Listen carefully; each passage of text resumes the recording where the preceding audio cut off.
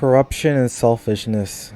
That's the difference between Mikey and Izana. Man, we finally got the backstory of Izana for the most part. What makes him who he is, you know, how he grew up as a child, why he thinks the way he thinks, what his relationship with his brother, his bigger brother, was like with Shinshiro. And it feels like Izana basically learned absolutely nothing from Shinshiro. You know, so Shinshiro tried to show him the light. He tried to show him how to be a good hoodlum, quote unquote. You know what I'm saying? But the core essence of his being is too selfish. Like you've been saying in this episode, that his strength comes from solitude. The fact that I think the only person he ever trusted or ever even recognized and considered was his bigger brother Shinshiro. So that alone is what separates him and Mikey. Like, compare the backstory of Izana and Kogchan compared to the backstory of Mikey and Draken. You know what I'm saying? When those two met. Two different things, two separate circumstances. When Mikey was developing his gang, when he's making friends, he brought them to his bigger brother Shinshiro and they were all able to enjoy his presence. But with Izana, he didn't want to bring Kogchan with him. He just ignored him and went with his bigger brother. Just want to be with his bigger brother. He just ignored his friend. So that kind of showcase, this is very subtle, but it shows the difference between these two characters. One is very selfish, one is very selfless. One's very corrupted, the other one is as virtuous as he can be.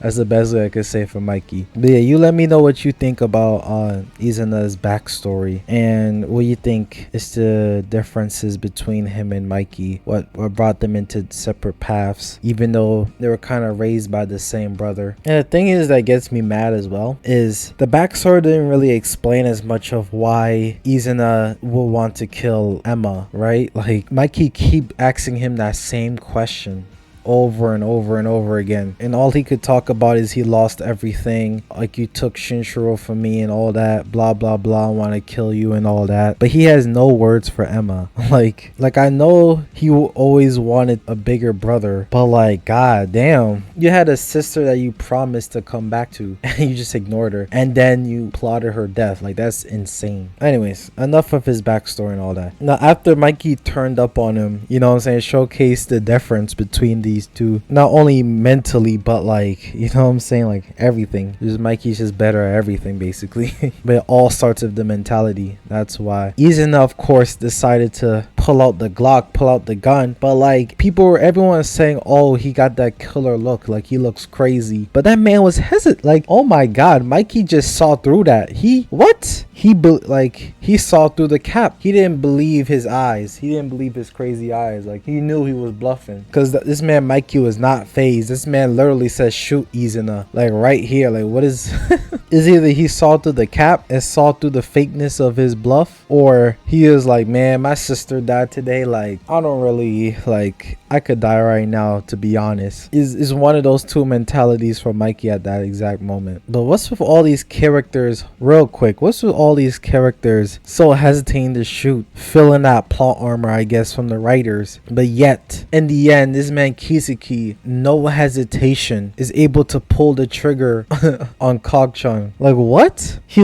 like, Kiseki is like, oh yeah, I feel no plot armor on this one, you know what I'm saying? No, and then just pull the trigger. Come on now, make that make sense. But anyways, there's not really too much to say left of this video, or about this episode, I should say. It really is just getting an understanding of Izana and why the way he is, and overall is mainly just about the fight between him and Mikey while everyone stares. But yeah, you let me know your thoughts on this episode. This was a good episode in terms of seeing how the past impacts the future. Oh wow, you know what I just thought of? I wonder if this is one of the themes of Tokyo Revengers. Is like, all these characters, we're learning how their past impacts their present, and it's like Takemichi is going back in time and seeing how the past impacts the future, like in real time, where he is trying to change the past so he could change the outcome of the future. But all we see throughout the present is how their past impacts their current state of mind. So it's like showing how important their past is to a person's present, to shape them of who they are, which is connected to Takemichi's powers of changing the past so that the outcome of who a person is will also change. Because of course Mikey was evil for the most part in season 1 in the future, and of course Takemichi wants to change that. So I think the next episode is the final episode. Let's see what happens. I'm assuming Kiseki ran out of bullets. I feel like that's gonna happen. He's gonna try to shoot someone else, but he ran out of bullets. I wonder how Izana's gonna react to his friend's death. That's gonna be very interesting to see. Probably he has no reaction. I don't know. That's really what I'm looking forward to. I wonder what Takemichi's gonna do, because that's like another boiling point for him between him and Kiseki. What the hell? So I wonder what he's gonna do. I think that's all I really need to say. Let me know your thoughts about everything that happened in this episode. Of course, you know what I'm about to say. Let's have a discussion in the comment section down below about it. And yeah, let's see what happens in the final episode of Tokyo Revengers.